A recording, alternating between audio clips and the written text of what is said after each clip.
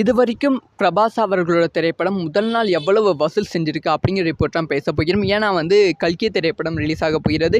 இந்த திரைப்படம் எவ்வளவு வசூல் செய்ய போகிறது அப்படிங்கிற ப்ரிடிக்ஷனும் வெளியாகி இருக்கு. ஃபர்ஸ்ட் இதுக்கு முன்பு ரிலீஸ் ஆன பிரபாஸ் அவர்களோட திரைப்படங்கள் எவ்வளவு வசூல் செஞ்சிருக்கு அப்படின்னு சொல்லி பேசலாம். ஃபர்ஸ்ட் சாஹோ.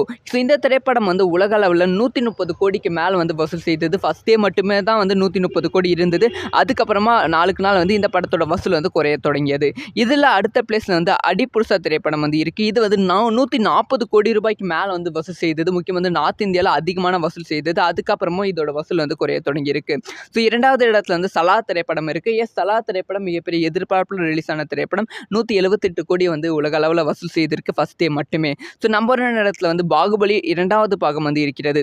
ஸோ பாகுபலி இரண்டாவது பாகம் உலக அளவில் ஃபர்ஸ்ட் டே மட்டுமே 214 கோடி ரூபாய்க்கு மேலே வசூல் செய்திருக்கு. இதுதான் அதிகமாக வசூல் செய்த திரைப்படங்களா பிரபாஸ் அவர்கள் லிஸ்ட்ல இருக்கு. ஸோ இந்த திரைப்படங்கள் எல்லாத்தையுமே கல்கி திரைப்படம் உடைத்து விடும். கண்டிப்பாக 200 கோடிக்கு மேலே கல்கி திரைப்படம் வசூல் செய்து விடும் அப்படின்னு சொல்லப்படுகிறது. வெயிட் பண்ணி தான் பார்க்கணும். இதை பற்றி உங்களோட ஒப்பீனியன் என்ன?